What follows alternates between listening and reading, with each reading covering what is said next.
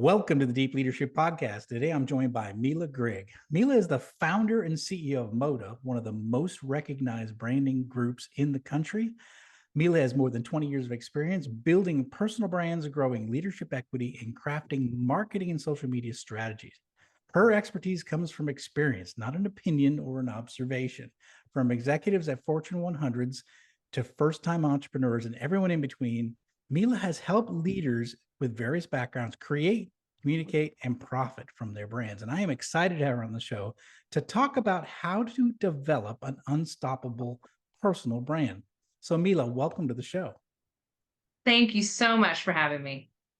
Yeah, it is so good to meet you and so interesting to hear your story and how you got started. And I kind of wanted to dive right into that because I think it's a big part of your book, and I think it's a big part of a lesson that we all need to hear from your story. So you say your personal brand was built during some of the most arduous one of the most arduous trials you've ever gone through in your life.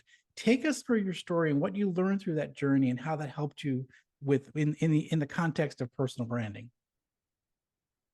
I share the story because I find that when we share the most vulnerable parts of ourselves, others tend to connect and show that you're not afraid to share your story, even if it's a trial. We're easy to share triumphs, but this trial was one I walked through with my husband around 2009. He ended up going to federal prison for wire and mail fraud.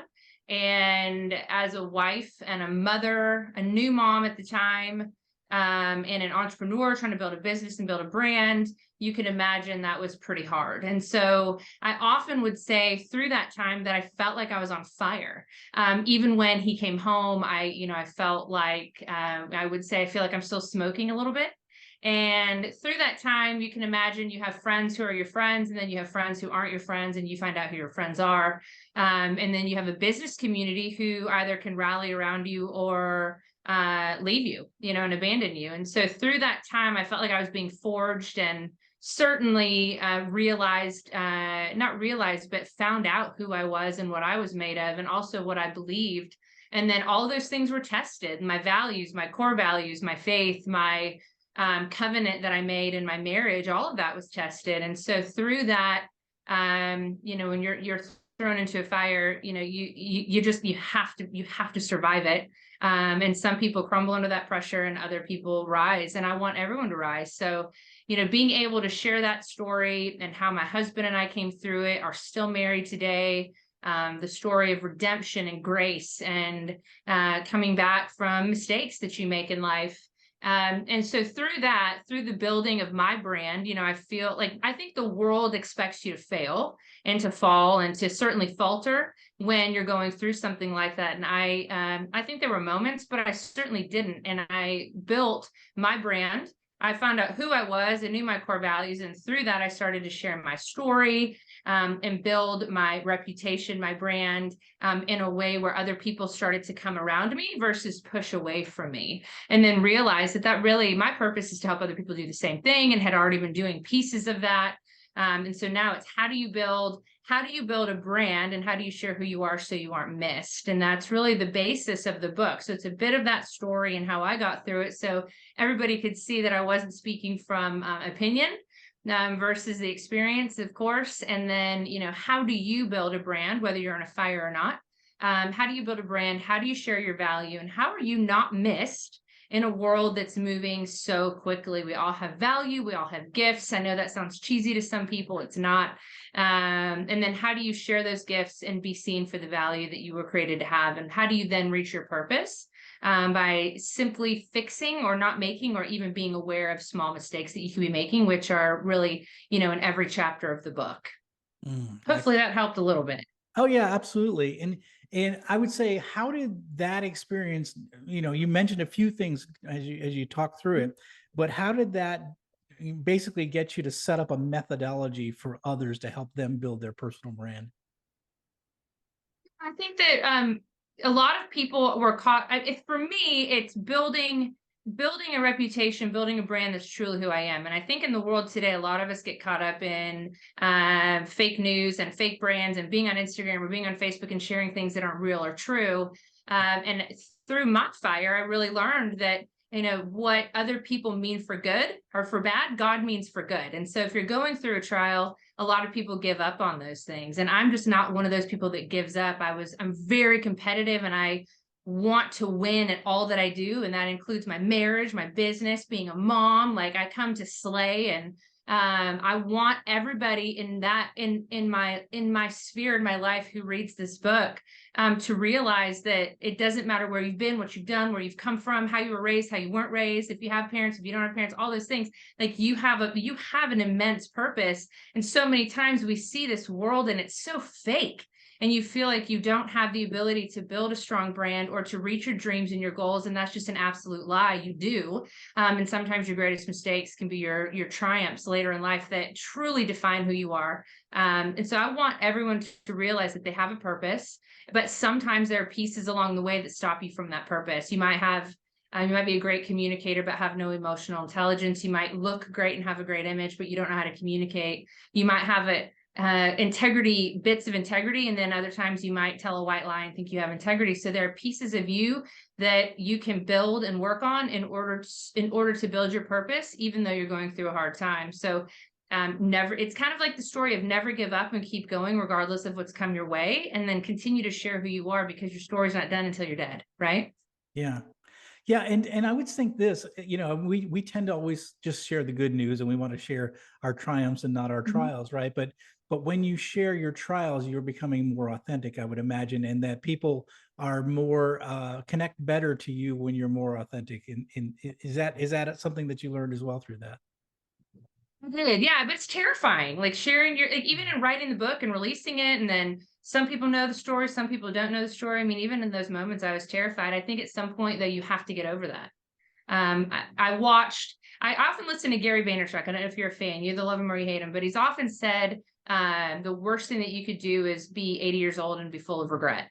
And I actually watched that story come to life in my father-in-law, who, when he died, all he had were these eyes of regret. And I remember watching him and going, I don't ever want that, but I don't ever want anyone else to have that either, right? So that storyline, like, you have to share who you are, or you're going to be 80, 85, 90 years old, and you're going to be so full of regret. So building a brand is so much more than like, I want to make money. And I do want to make money. I want to be successful. But building a brand is building a legacy, and it's, building a future for your kids. And it's going, I really don't care what you think about me. And I think I was able to get over that pretty quickly. Like, when you have a husband who you love, who's made a massive, colossal mistake, there's not even a word for it, and then watching him go through that, and then that's public knowledge, I was able to get over my fear of what people thought quickly, because they thought a lot of things and they said a lot of things. And so, sometimes you go through fire and you have to get over it, but other times you just have to go, you just have to get over it, or you're going to be 90 years old and you're going to have a life full of regret. And that's just not what you want. So yeah, I learned it. It's a hard lesson,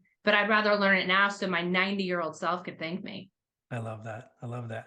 Now, you have a new book out. It's called Forged by Fire: How to Develop an Unstoppable Personal Brand. I love the title. Thanks. And you congratulations, you are number one. You got to number one as an Amazon bestseller. So congratulations. Not a lot of people get there, and that's Thank exciting. And it sounds like the message is resonating. So, what's the big idea behind this book? I wrote the book because I watch people in my business. So if I'm consulting with clients, whether in a corporation or small business, whatever it is, I watch people making mistakes that they don't know they're making. So a lot of people will say, I should have been up for that opportunity at my company. I should have had this promotion. I should be getting more money. This person doesn't have as much experience, but somehow they're getting ahead and I'm stuck. I'm not seen for my gifts, and I'm watching all of these things happen and realize that the only thing I do well, truly, is I watch and I see what other people aren't doing, what they're doing wrong, and how they're being seen, how they think they're being seen. So the idea is there are things that you're probably doing that are stopping your personal brand from being built. Like I said earlier, a lot of people think they have emotional intelligence. Very few people do. Truly, I think it's less than 10%, right? So, and then it's, how do you read a room? How do you read who you're talking to? How do you share a story online? How do you know which stories to share? How do you use social media to your advantage so you're not a big fish in a small pond? How are you seen for your value and your gifts outside of where you are, right? So all of those pieces together, I don't want anybody to be stopped. There are stories in the book about people who I've came to care for after working with them for a while and going, you really deserve about $100,000 more in your salary based upon what your peers are making. You work harder than they do, but people think you're rude and you're not, you're just really shy. You're going to need to stop doing these things. And so building a brand, everything from communication, core values, making a decision, presentation, all of that put together is in the book. And every chapter in there is really built to go, are you doing this well? Do you know what this means? And then if you're not, read this chapter over and over, and then read all the books I've told you to read within that chapter. So if you have a leadership issue, I'll tell them to read your book, and I'll tell them to read John Maxwell's book and say, go run, right? Go read 5 Levels of Leadership. I mean, do those things because this is where you falter, obviously, right? So the book is to help people to stop making those small mistakes in order to be seen for their value, so people don't get stopped by something that they're doing they don't even know they're doing. Yeah, this is fantastic. And before we dive into the book, I want to just encourage leaders. If you're listening to this and saying, well, I don't need to grow a personal brand. I've got a great job in a big corporation. I've got a plan for my life. I don't need this. I can tell you this from personal experience. I worked, 22 years in corporate. I was a big guy, senior vice president, ran a bunch of businesses. But I was a big fish in a small pond. And when I left corporate America, no one knew who I was. And I was a small fish in a big world. And I think personal branding is for everyone. It's not just for people who are trying to make money online or what have you. So is that right? Am I saying that right? Because I really do believe that, and I strongly believe that personal branding is something that everybody should be considering and everybody should be doing, because it's going to be important for your career, no matter if you plan on staying in corporate life or getting out and being an entrepreneur like myself.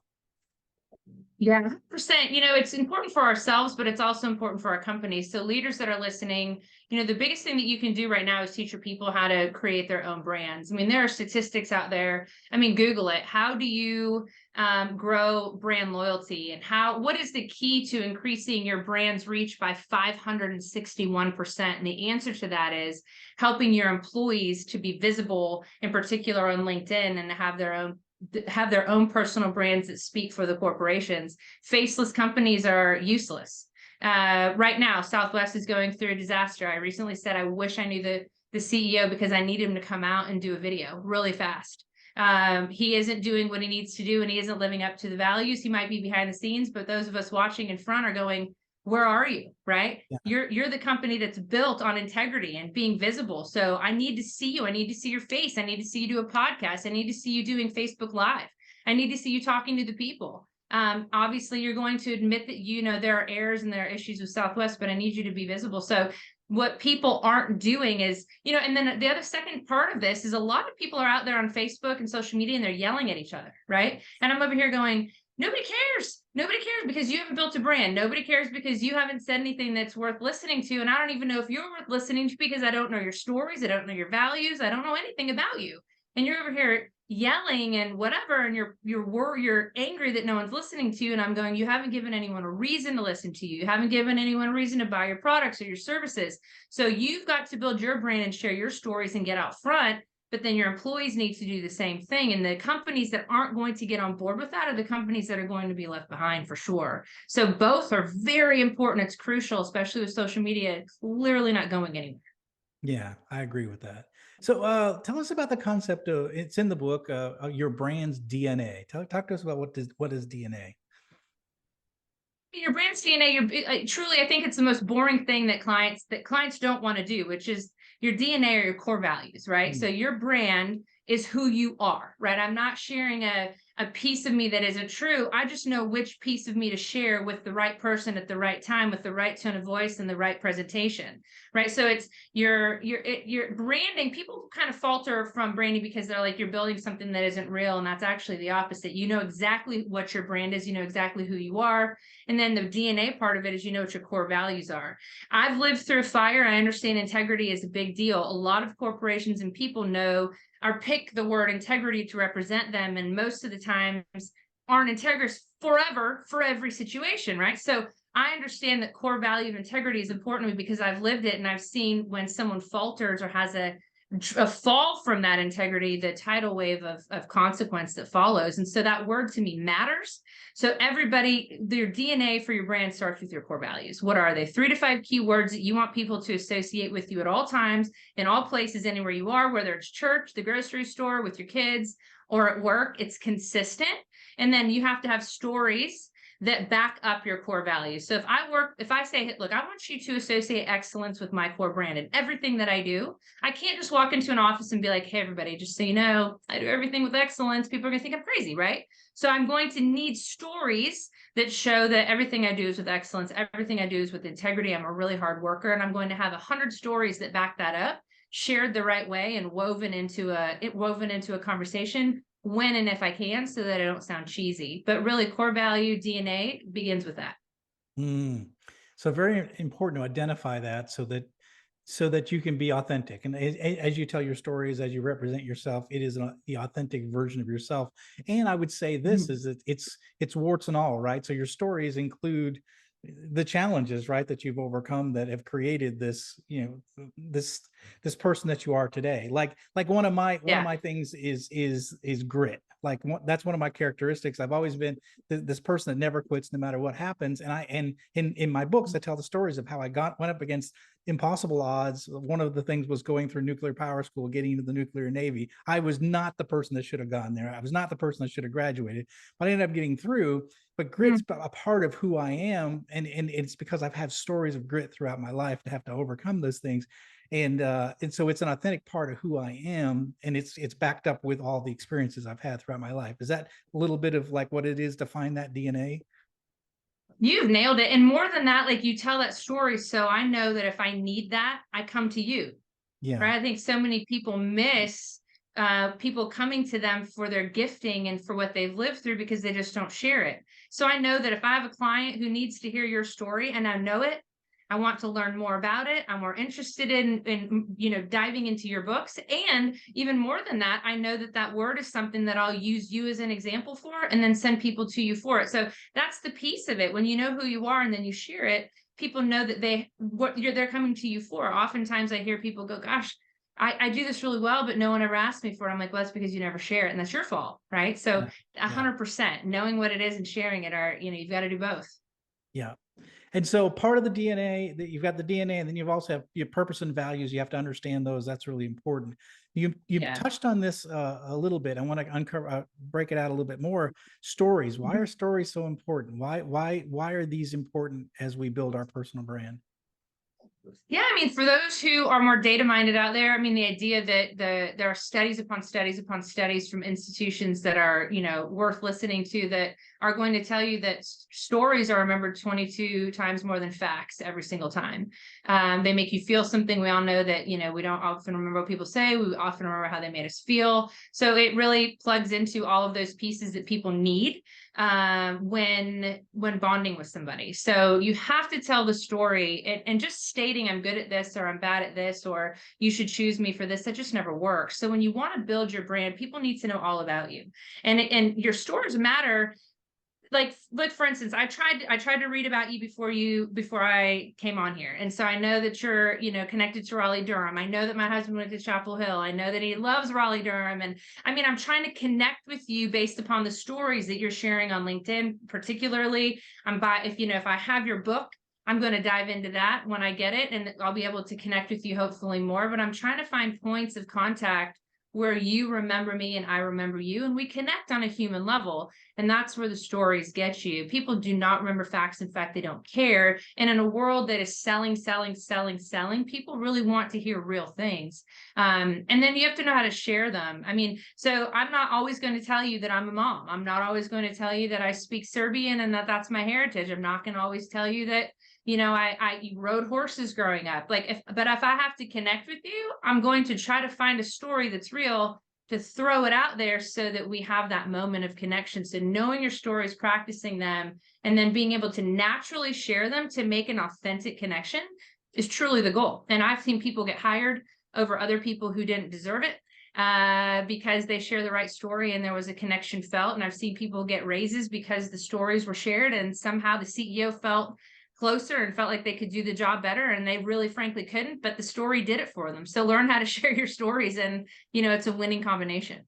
I love that. And even in LinkedIn, I know you work with leaders and helping them to build up their LinkedIn profile, but I've even Yeah. been told, tell the story, not just I was here, I was here, I was here. It's like, how did you get from here to here to here? Tell that, just have a couple of sentences that tell the story of how you got recruited to this position after getting recognized for some award, and then you got recruited to another company to do this job.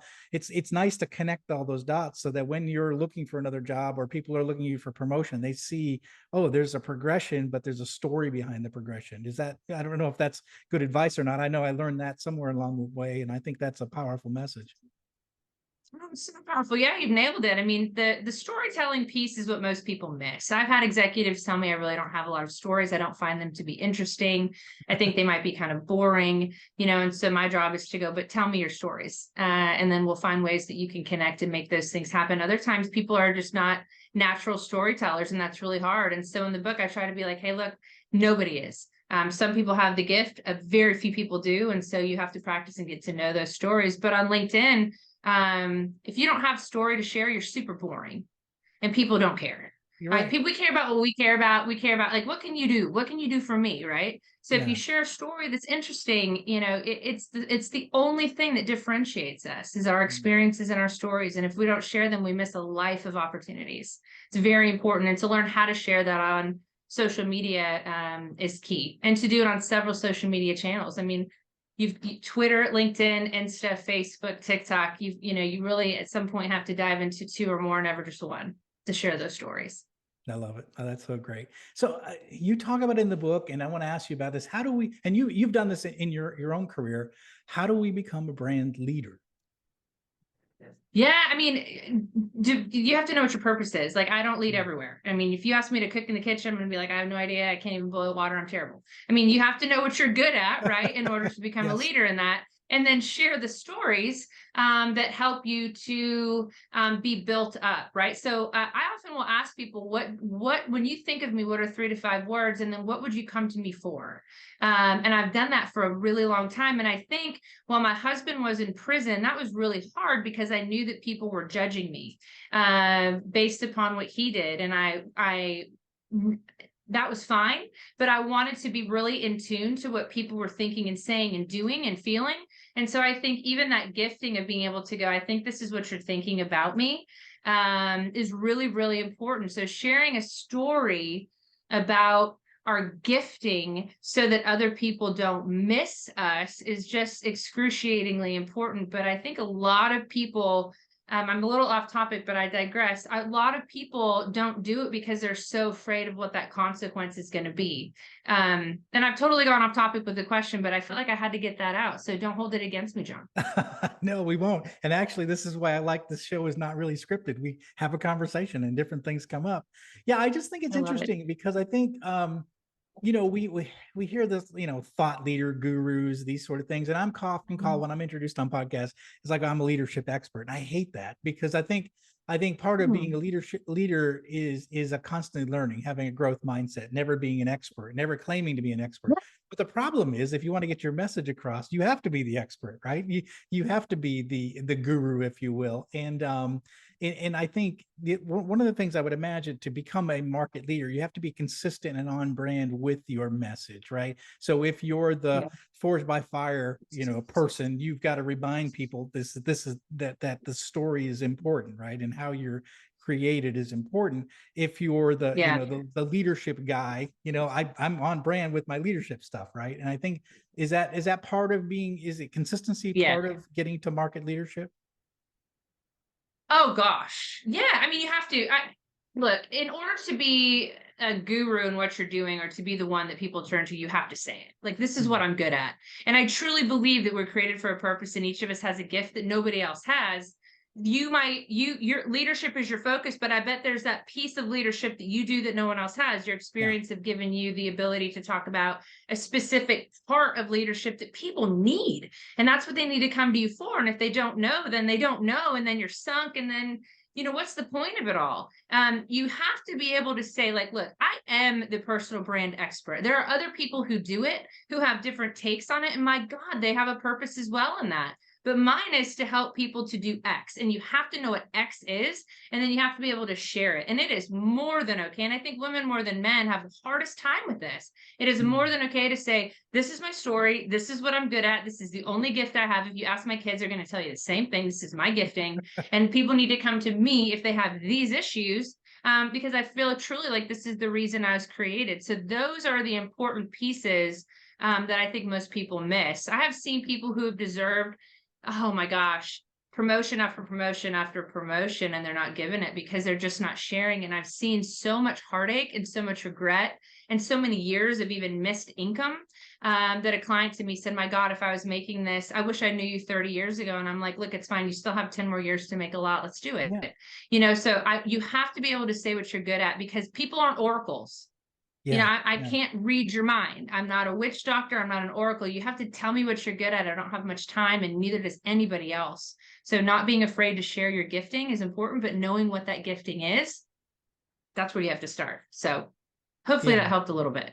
Yeah, no, absolutely. And like I said, I think you're right. And one of the things I think people, maybe in my generation more, but we think that, oh, well, the company's going to help me manage my career. And at the end of the day, you have to manage your career. If you're not getting the recognition or the promotions or the growth that you expect or you want in your life, then it's probably your fault. And you've got to look to yourself to say, why is that? Am I at the wrong company?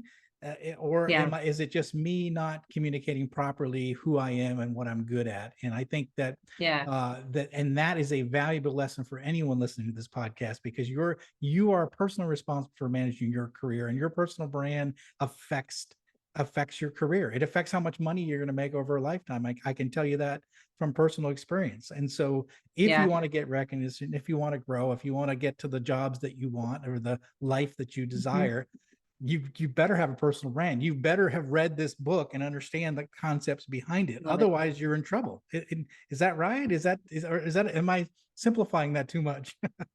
Yeah. Humble that, I'm so glad we're on the same page, right? I mean, it's, I don't want people to miss their purpose. And oftentimes people do, because they just are so afraid of sharing, but they're more afraid of even figuring out what that purpose is. And that's the cheesy part. That's the hard part. So most corporations have a set of core values that they follow if they're doing well. Most corporations who are doing poorly don't have core values, or they do, and they're just words on a wall that they don't follow, and all the other people follow and don't follow. They don't know what they are.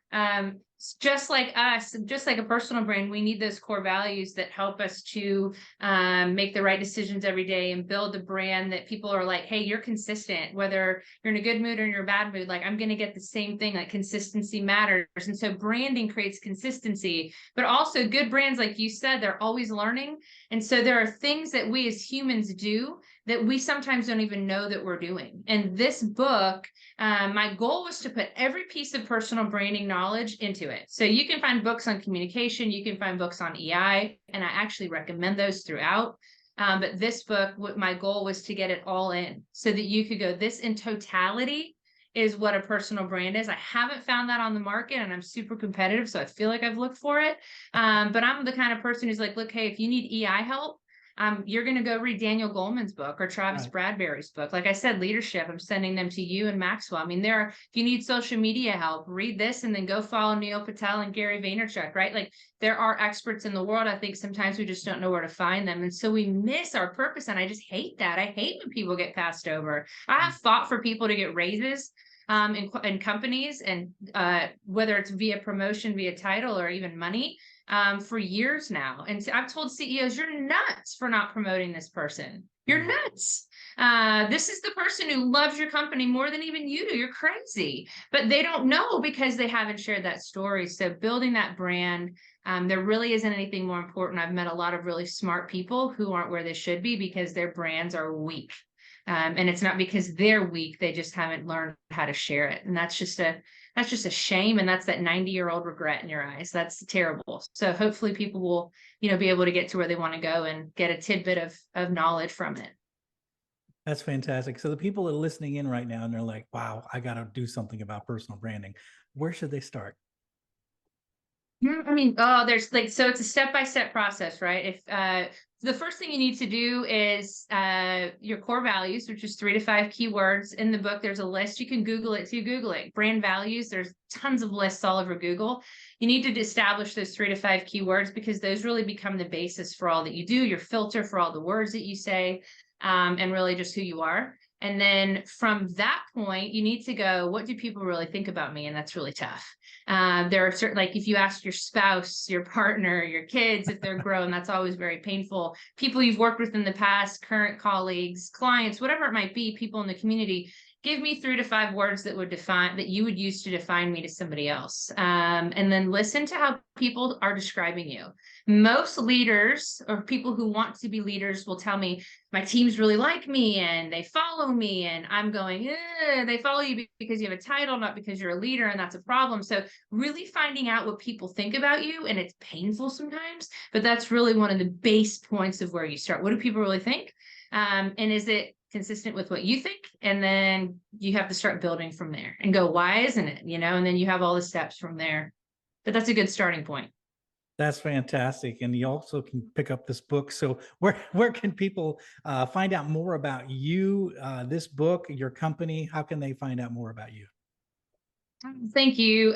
Moda, MODA, imageconsulting.com is the website. You can buy the book on Amazon and everywhere else. But I think those are probably the 2 best places to do it.